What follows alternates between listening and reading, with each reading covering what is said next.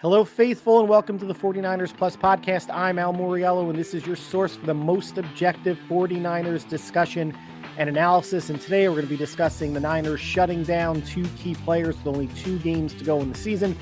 Some thoughts about last week's game against Miami, how Purdy and Tua performed, the old Debo being back, the running back situation, the defense, and penalties being a main issue. And then we're going to get into the main real discussion here. How will the 49ers revamp the offensive line? They've had to do that starting now to field enough on the roster for the last 2 games of the season against the Lions and the Cardinals. So we'll be talking about that.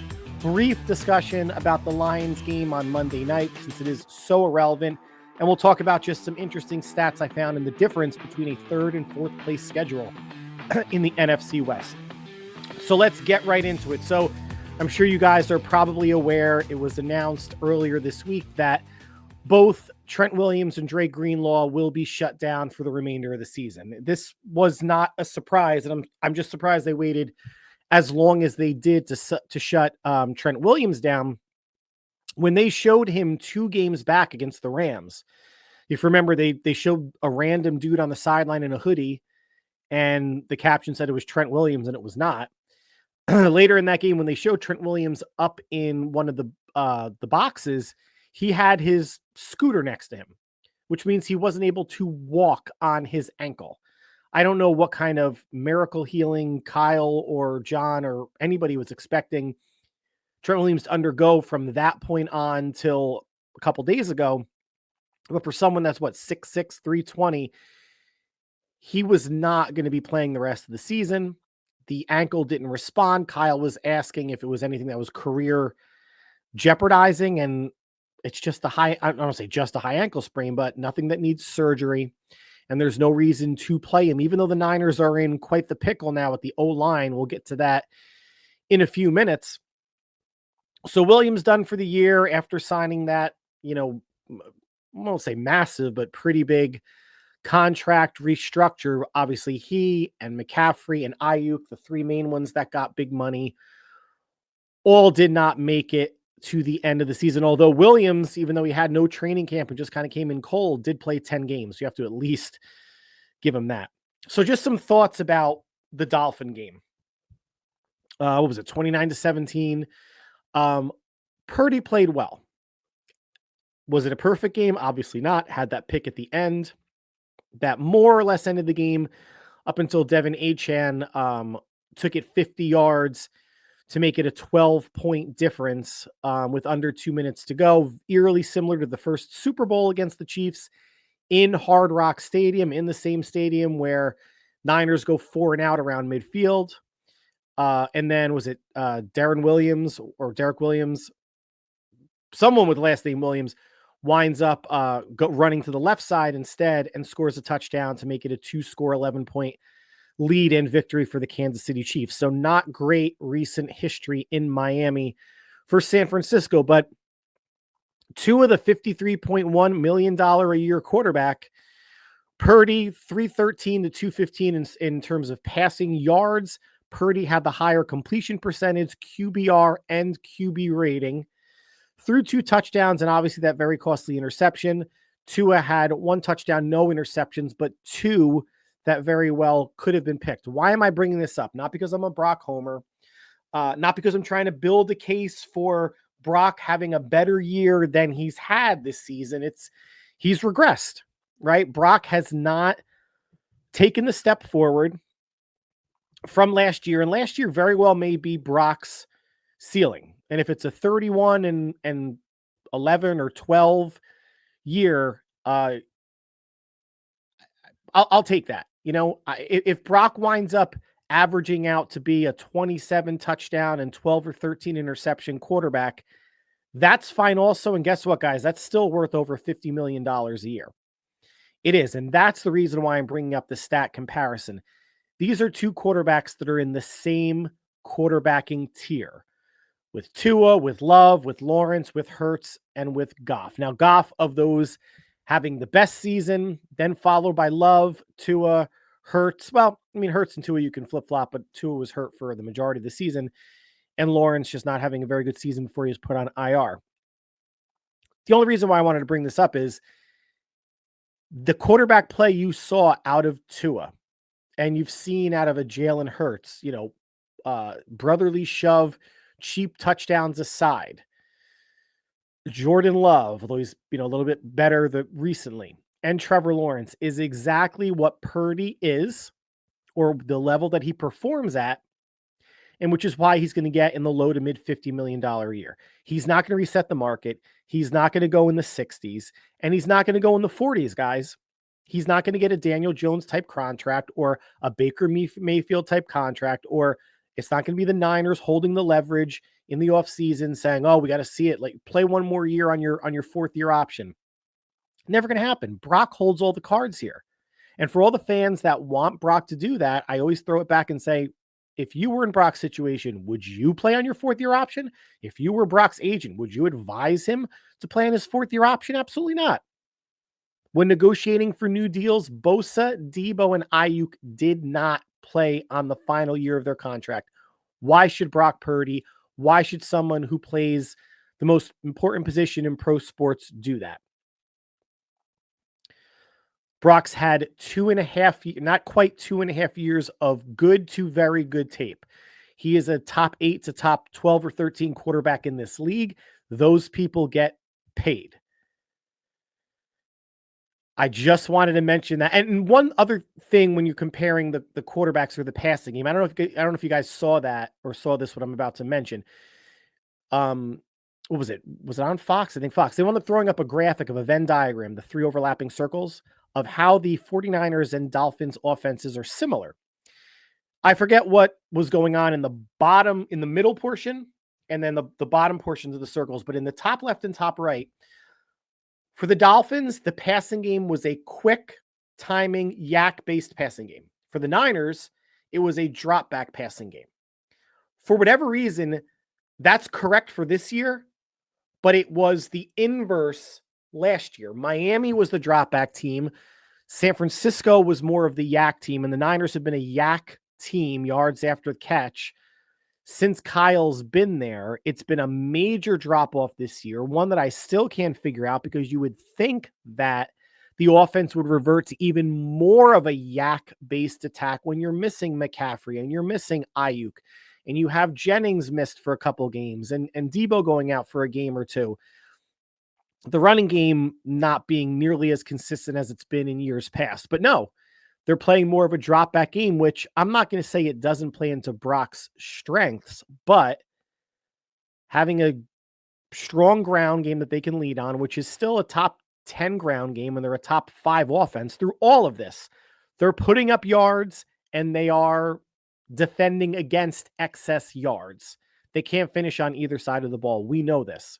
But I found it ironic, but true, that the Niners offense this year is a drop-back offense, and the Miami offense, with the speed they have of Waddle and Hill and Achane and Mostert and Jonnu Smith, who's having a Pro Bowl type season at tight end, that they are the short passing game offense, and the Niners are not. Next year, for whatever it's worth, and guys, this is not Brock trying to prove a point. This is not Kyle trying to prove a point with Brock that they should be more of a down the field type of passing offense. You should be as diverse of an offense as you can possibly be.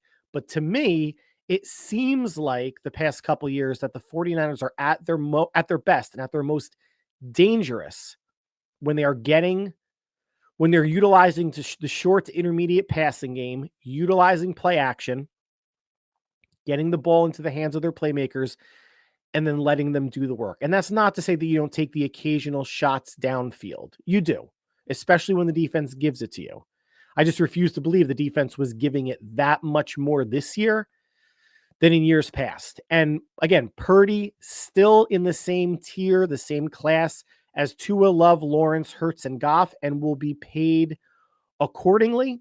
It is not his fault that Patrick Mahomes, Josh Allen, Jalen Hurts, who are making in the 40s, or I think Hurts might be in the low 50s, that those quarterbacks signed contracts several years ago. And the market has gone up, just like the real estate market will always go up unless I decide to buy a house, and that's then it tanks 6 months later. But Brock Purdy, even under pressure, hasn't had the greatest season. He has a rating of 77.9 when facing pressure. Now, not a great rating. His rating overall this year, I think, is like 94, 95, which is a significant step down from last year. But a rating of 77.9 under pressure is still best for 5th in the NFL. So this isn't a Brock Wiltz under pressure type of situation. And he's under pressure this year more so than in years past, given I don't want to say the state of the offensive line, but we see how much Brock's running around. Now, some of it's on him, right? Some of it, he's holding the ball too long. He could have gotten rid of the ball earlier. He could have gotten a check down. He could have, checked the ball down instead of waiting or trying to push the ball downfield. Hell, on the interception that he threw, even though he got hit and that completely redirected the trajectory of the ball and it wound up getting intercepted by Miami, he was trying to layer it into either Pearsall or Jennings, I forget which, but he had Patrick Taylor underneath. Patrick Taylor was also the player who decided to play volleyball when Brock threw a check down earlier, and he caught it and basically set it up for a Dolphins defender who almost made a diving interception, hit the ground, was called back. So I would be reticent to throw the ball to Patrick Taylor as well. But Brock has performed under pressure. The stats, the numbers aren't there. You can say that across the board for this team. But at least one player who did have a bounce back last week was Debo, who went 7 for 96 and a touchdown. The receivers all around had pretty good games. I mean, Brock threw for 313, right? It had to go to somebody. Kittle went 8 for 106. Jennings 4 for 51. Pearsall, welcome back, 4 for 37. But you saw Debo run with purpose, run with anger and power, especially on the play that he caught the touchdown on, the same exact route, going a different way in terms of where he was lined up on the field that he dropped against the Rams, which would have been a walk-in touchdown. This time he basically had to drag in 3 Dolphins with him to get in the end zone and get the Niners on the board. Is that an anomaly? I don't know. The whole Debo thing, I've said in previous podcasts, is fascinating for me. If they release him as a June 1st designation, they save $5 million on the salary cap. But I can see the Niners keeping him as insurance because Brandon Ayuk is coming back from the ACL and probably won't be ready until beginning to mid-October. So you want to roll into next season with Pearsall, and we still don't know what he is, Jennings, a free agent, maybe a rookie, maybe they decide to give Jacob Cowing some run. Just because someone has $5 million worth of savings as a June 1st cap release doesn't mean you have to release him before June 1st. Same goes with Javon Hargrave. Think about it this way. You release him anytime after June 1st, June 2nd, July, August, September, after final cuts, they'll save $5 million.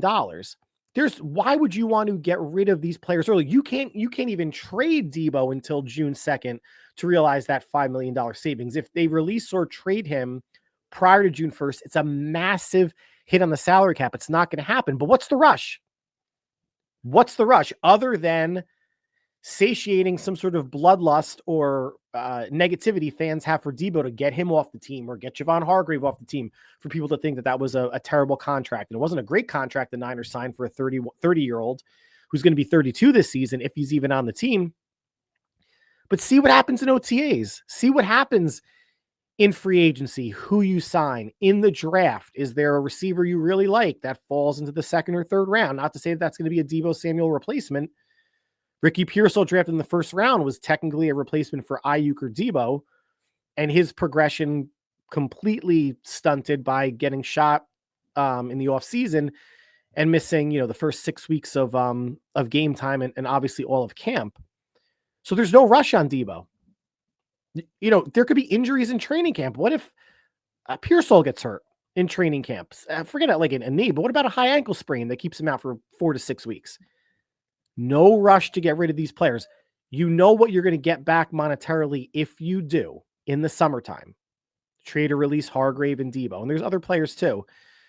Juice potentially being one, but there's no rush. There's absolutely no rush. Now, I think there is a rush to get rid of Patrick Taylor. Like, he's just a guy at running back. Went 8 for 24 against the Dolphins. Kyle was true to Kyle when he says we are not a running back by committee team.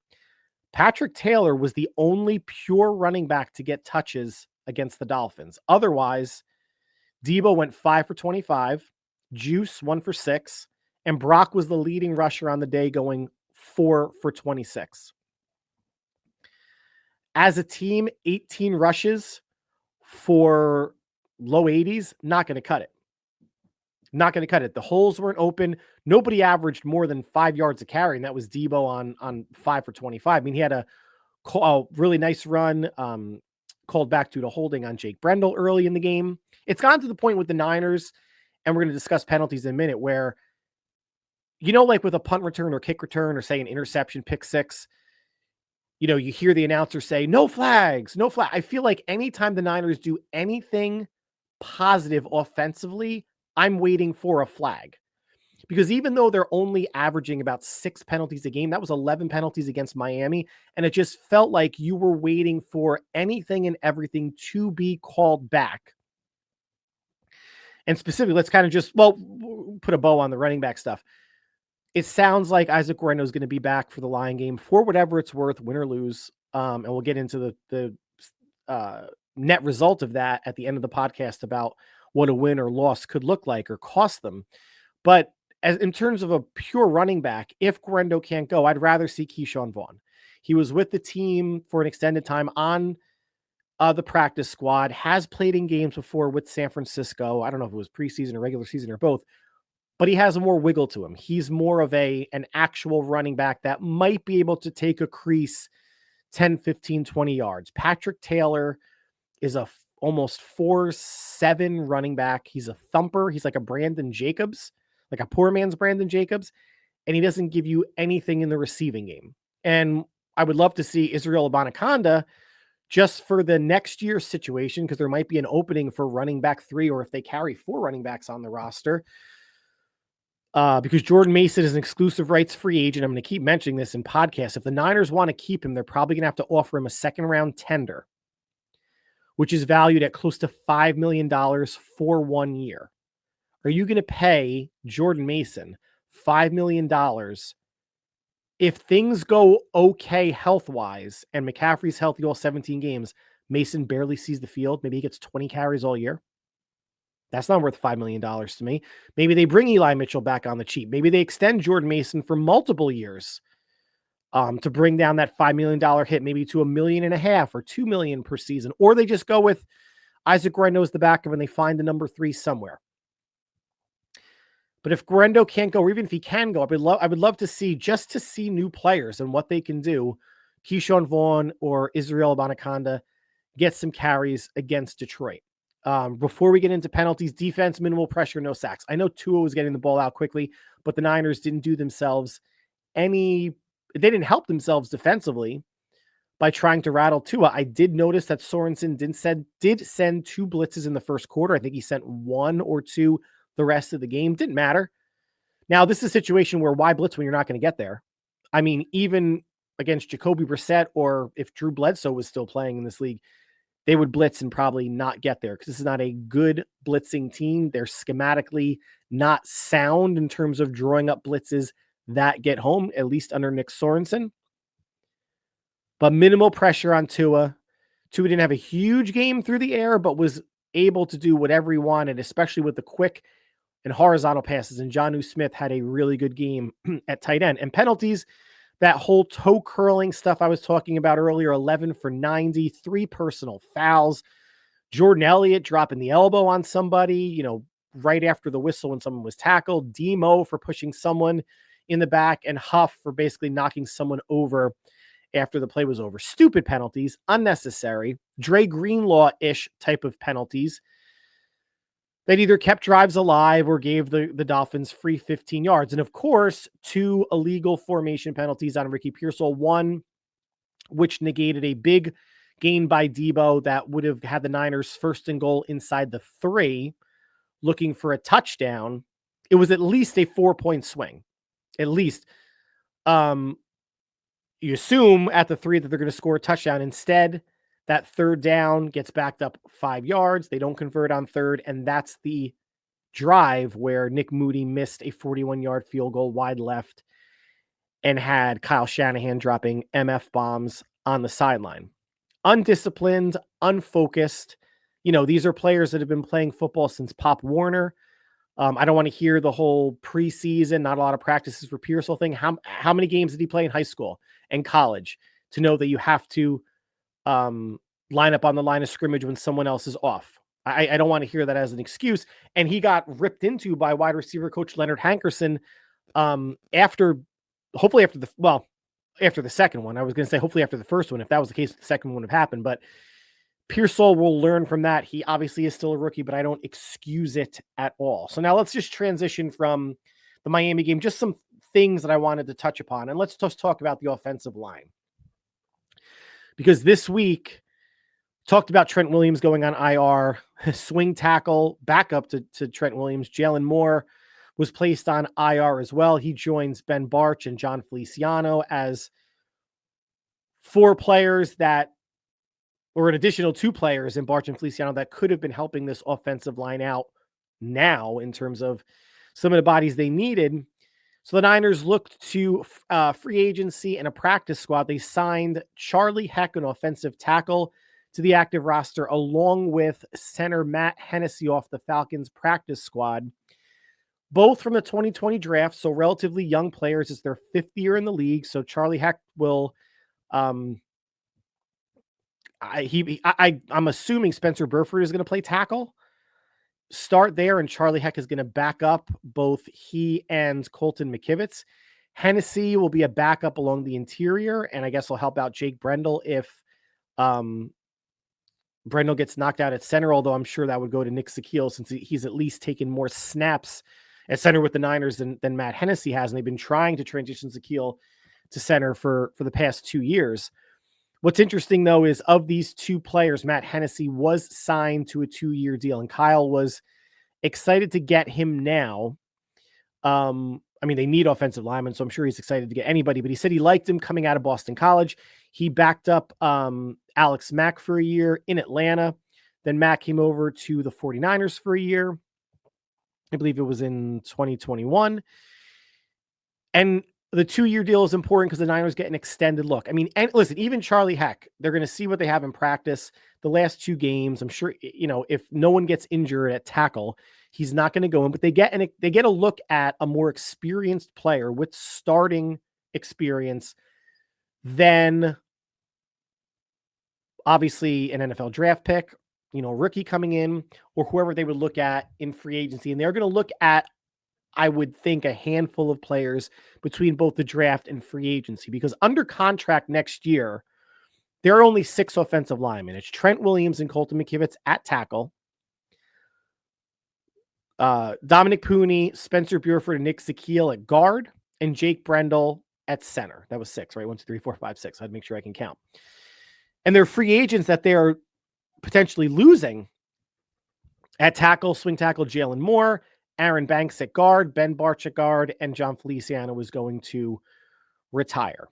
So the Niners should have 3 openings on the offensive line. Now, I don't think Colton McKivitz is going anywhere. I think at worst, he's a backup tackle, or could slide over to left guard. He's played guard before in college at West Virginia and a few games early in his career with San Francisco. So he does have that flexibility. And he's not a terrible tackle. Just like, he's better at tackle than Jake Brendel is, at least statistically, at center. And those are the 2 players on the O-line that are letting up the most pressures on the line. So I understand why fans want to get rid of them. And if they can upgrade both of those positions, I'm all for it. But how are they going to do this? They're not going to release everybody but Trent Williams and Dominic Pooney and start from scratch. They're not. They have McKivitz, Burford, and Sakiel under contract for 1 more year. I think Brendel might be under contract for 2. It could be 1, but Brendel could be on the chopping block too. I think if they release him before or after June 1st, I think they're able to save between maybe $2 and close to $3 million. Chris Forrester, the offensive line coach, likes Brendel.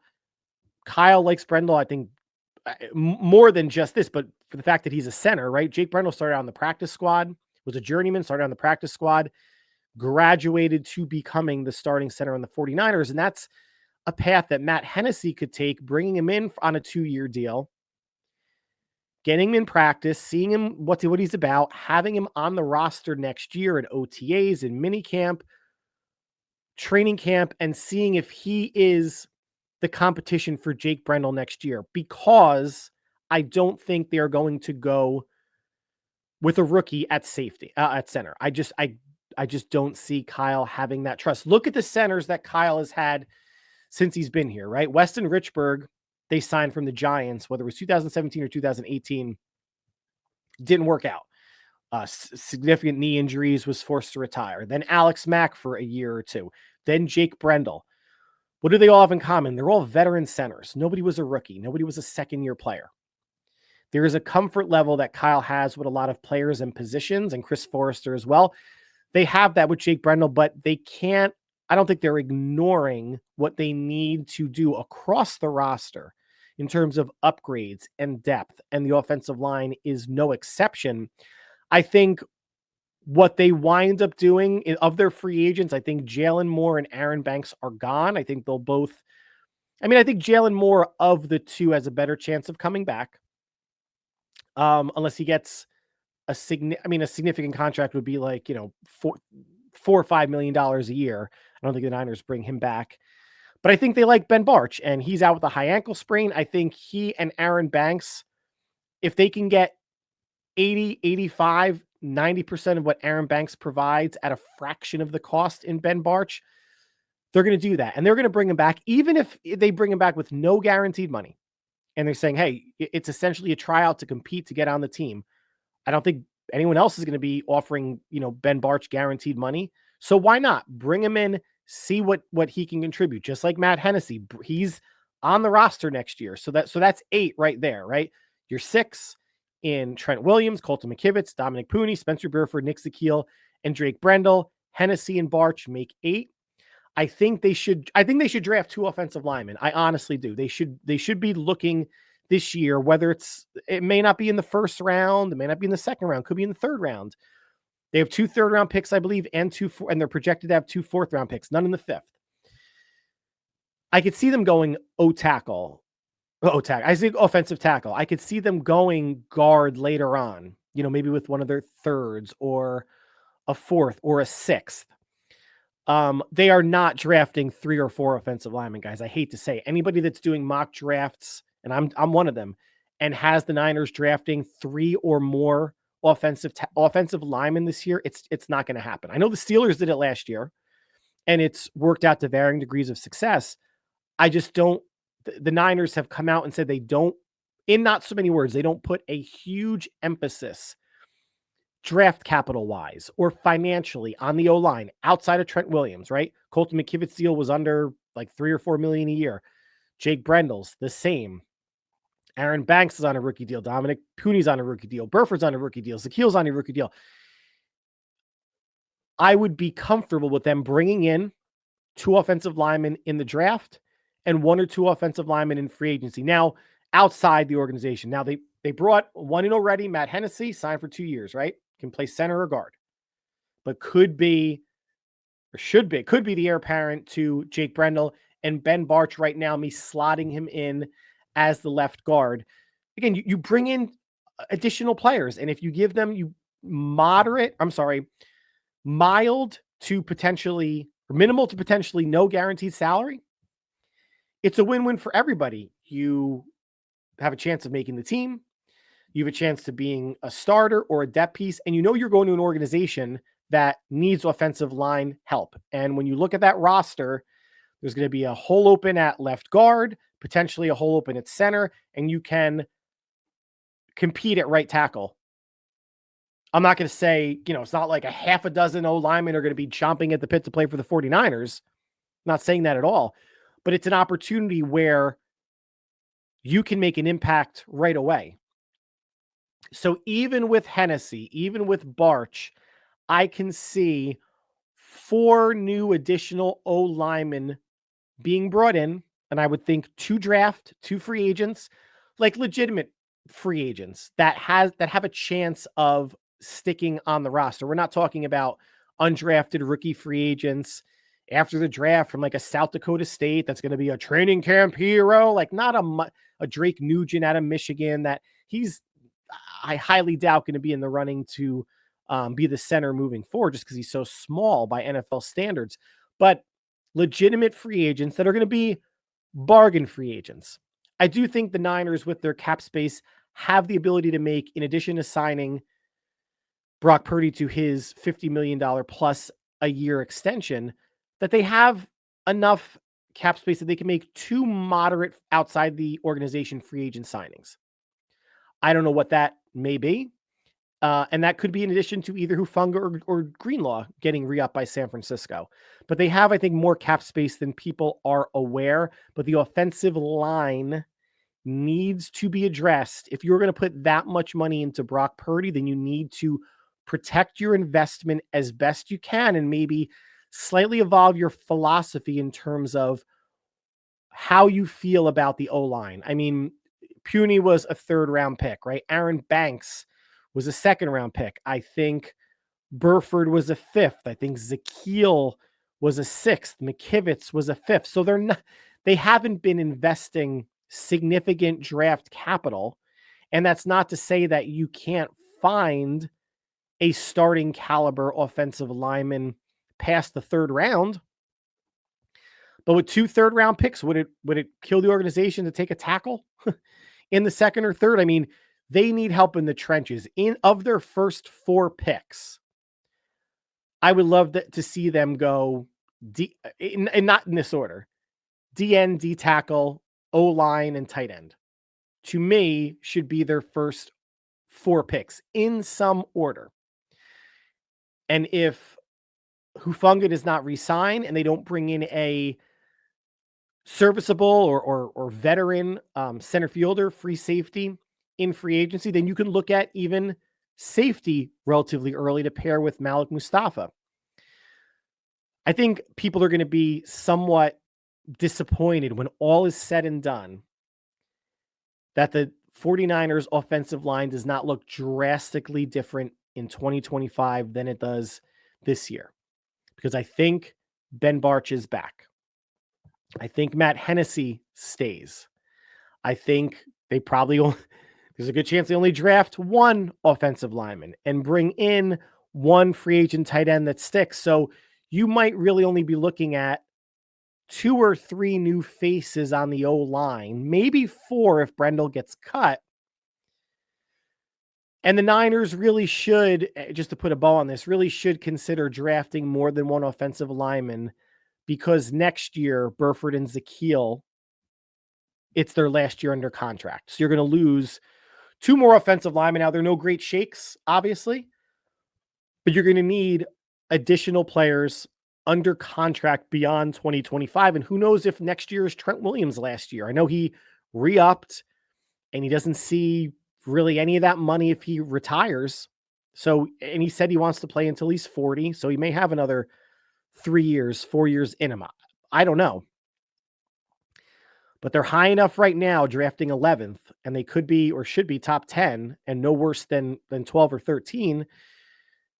If an O-lineman, a tackle is there, that they really should consider it. But I think D-line or O-line has to be the picks in the 1st and 2nd rounds. Now, quickly, Lions versus Niners. Lions are a 3.5-point favorite. If you want to make some easy money on this game, go out, bet on the Lions giving 3.5. They should. If the Dolphins beat the Niners by 12, what are the Lions going to do? Now, the Lions do have a banged up team, a banged up defense. Actually, more players right now on injured reserve than San Francisco does. But then again, the Niners did release players like Matthew Wright and Ambry Thomas off injured reserve. So that number is a little bit skewed. The Niners are still the more overall beaten up team. The Lions, the absences are mainly felt on defense. David Montgomery was really the only notable offensive player that was lost for the season. And he's a big one. I mean, he forms a very formidable 1-2 punch with Jahmyr Gibbs as running backs. But the Lions are still going to commit to the ground. I'm sure Ben Johnson and Dan Campbell are chomping at the bit to exact some sort of revenge for the NFC Championship game collapse, although much like the Super Bowl rematch against the Chiefs, in which the Niners lost, you're not winning the Super Bowl that game. You're not winning the NFC Championship this game, but maybe what you can signal to San Francisco is a significant or permanent changing of the guard in the NFC. And if you want to say that's happened already with the Niners having such a down year, great. And the Vikings playing well and the Eagles and the Packers, sure. But I still think a healthy Niner team next year looks drastically different than what, 6-9 team has been showing the past month plus. The Niners, a couple stats that may be hard to believe until you think about it and you realize how the games have gone. The Niners have been outrushed in 8 of their 15 games this season. I see that trend continuing on Monday night, even with Guerrero back. That's a stat that's really got to piss Kyle Shanahan off. I mean, there's some games like the Dolphin game getting only 18 carries when the Dolphins went over 30. I think they might have had 31 carries in total. Kyle prides the Niners on being a running team first and foremost, and they are getting outrushed, which is obviously impacting things like play action, time of possession, staying ahead of the sticks, staying on the field, extending drives. And on the other end of the spectrum, they have a negative 53 scoring margin in the fourth quarter. And that's the offense. That's dual, right? That's a defense not keeping teams out of field goal range, out of the end zone, and the offense not scoring enough in the fourth quarter as well. That is obviously dead last in the NFL. The Lions, there was some discussion that if the Packers beat the Vikings and if the the Cowboys beat the Eagles, which would never happen on Sunday, would the Lions rest their starters against San Francisco? Because then they would have already sewn up the number 1 seed in the NFC. And Dan Campbell said, no, we're playing. And that's the mentality that all coaches and players have. Even hell, the Las Vegas Raiders, Antonio Pierce had no issue or apologies for beating the Jaguars last week and dropping from the number 2 draft pick down to, I think, 8 or 9. That victory may have taken them out of the running for either Shedeur Sanders or Cam Ward. I'm not even sure, who the number 3 quarterback or 4 or 5, where Carson Beck's going to go, or other, potential first round quarterbacks. But this is coaches and players' livelihood, guys. They are not looking to fold up the tents unless they're getting a mandate from ownership. And the only sport that we've really seen tanking being an issue is the NBA. And it's funny, the NBA employs a ping pong ball lottery system for draft picks, right? So you're not guaranteed, if you have the worst record, having the number 1 pick. You have the best odds, but you're not guaranteed anything like you actually are in the NFL. And I know the NBA has tried to institute some things to prevent tanking and how they've, I think, revamped even like the lottery system to make it even more difficult for teams to kind of alter their draft position or whatnot. But San Francisco, the next 2 games, obviously this one, they're not a significant underdog against Detroit, but 3.5. I don't know what Vegas is thinking, not making the Lions like a 6.5 point favorite or more. But the Lions this week at Arizona next week. Here's the difference between a 3rd place schedule next year and finishing in 4th place in the NFC West. So right now the Cardinals are 1 game ahead of San Francisco. They have the Rams on Saturday.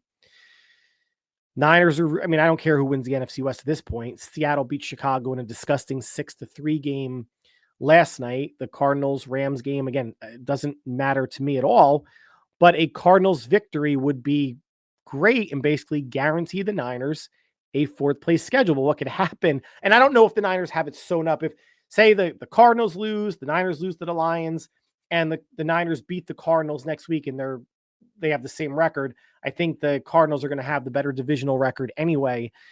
So the Niners should be getting the 4th place schedule, but I guess it's still up for finalization. If the Niners finish 3rd in the NFC West next year, their out of division games would include at home for the Packers, at Dallas, at Cincinnati. If they finish in 4th in the NFC West this year, they're out of conference NFC or the outer conference out of division, games next year include 4th place teams from other divisions. They'd be at home for the Bears again, at the Giants, and at the Browns. This is why, I'm not a fan that roots for losing or roots for tanking. I'll still be rooting for the Niners against the Lions, but I think the Niners are a team that has an inadvertent tank going. They're going to try. They're going to put whatever 5 men on the offensive line that they can find that are healthy enough to play. Same with the defense, the receivers. If Guerrero can go or it's Patrick Taylor get it running back, they're going to go out there to try to win the next 2 games. And they're going to probably lose the next 2 games, or at least Monday night's game against the Lions. I think we all know that that's a foregone conclusion. The only thing that's going to make this game interesting, and it's not the rematch of the NFC Championship game. These are 2 drastically different teams, drastically different rosters. The Lions are nearly equally as banged up. I mean, much more so on the defensive side, but Aaron Glenn's got that defense playing really hard, inspired football, and the offense is having its way with basically every defense they've come across.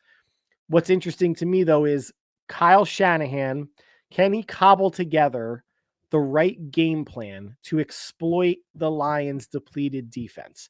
And is that enough to offset what Ben Johnson is going to do to Nick Sorensen?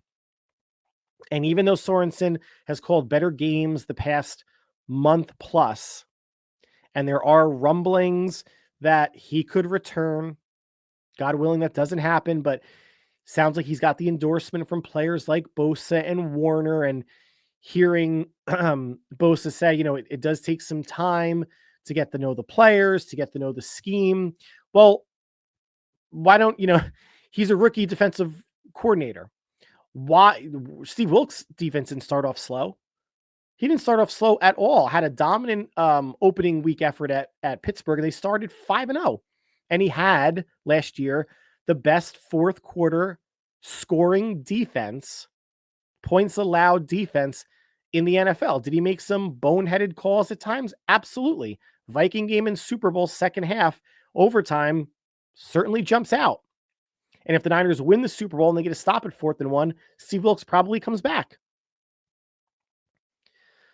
But if it takes this long to get into a groove with the cover 3, is that the players? Is it the scheme? Or is it the rookie defensive coordinator? Because I would think someone like an Ulbrich or a Jim Schwartz in Cleveland, Jeff Ulbrich in New York, Mike Zimmer in Dallas, if McCarthy gets let go, the Niners need to find someone like a Steve Spagnuolo, meaning someone who's just a DC, a good DC, has been doing this for several years, and hopefully can accelerate the learning curve next year by also bringing in some additional wrinkles to help generate more pressure. And I'm wondering if Sorensen does get let go, do we hear anything in the offseason about, we thought we were going to have, more pressure. We weren't getting there with 4 most of the time.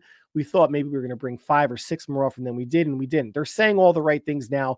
There were some rumblings while Steve Wilkes was the defensive coordinator, and then the comments kind of came out, and nothing super pointed or anything that would kind of verbally crucify Steve Wilkes, but players were a little bit more free to speak once he was let go. And remember, Nick Sorensen was at best the 3rd choice.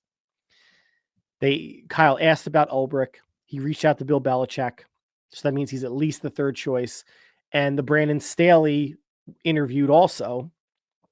And instead of hiring one or the other, he kept Sorensen, elevated him, and hired Brandon Staley to help run the defense. But one thing to consider also is it possible that Sorensen gets let go and Staley becomes the defensive coordinator? Yes. But there's also a scenario where both Sorensen and Staley get let go. But I don't know if that's awkward for Kyle or John to do. Brian Schneider should be on very thin ice. He should be gone. Jake Moody, they should be bringing in competition for, whether it's an undrafted rookie free agent and a veteran free agent that they bring into camp and have a competition there. the metrics are not in the defense's favor in terms of metrics that matter. Points allowed, fourth quarter points, pressure, sacks. They're good at with yardage. They're good with yards, but that's not if if yards allowed mattered as much as anyone may put stock in it, the Niners wouldn't be 6-9. We're still talking about late game collapses. We're still talking about near late game collapses against Seattle the first time, and the Cowboys making those games much more interesting than they needed to be. Communication issues throughout multiple games, most recently against the Rams, when the Rams had a third down conversion to their tight end to basically seal the game.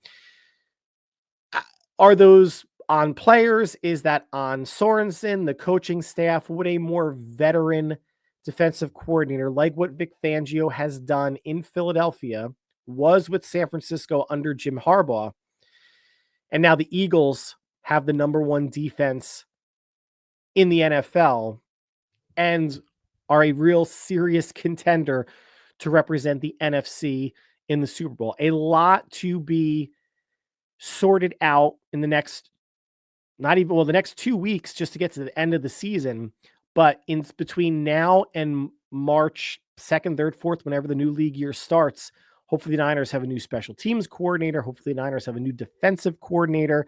And hopefully they sign some of their own free agents, just so we'll have something to talk about. And obviously understand what they need to do when free agency kicks off in March and the draft kicks off end of April. But remember, you don't have to root against the Niners because they're probably going to lose to Detroit anyway.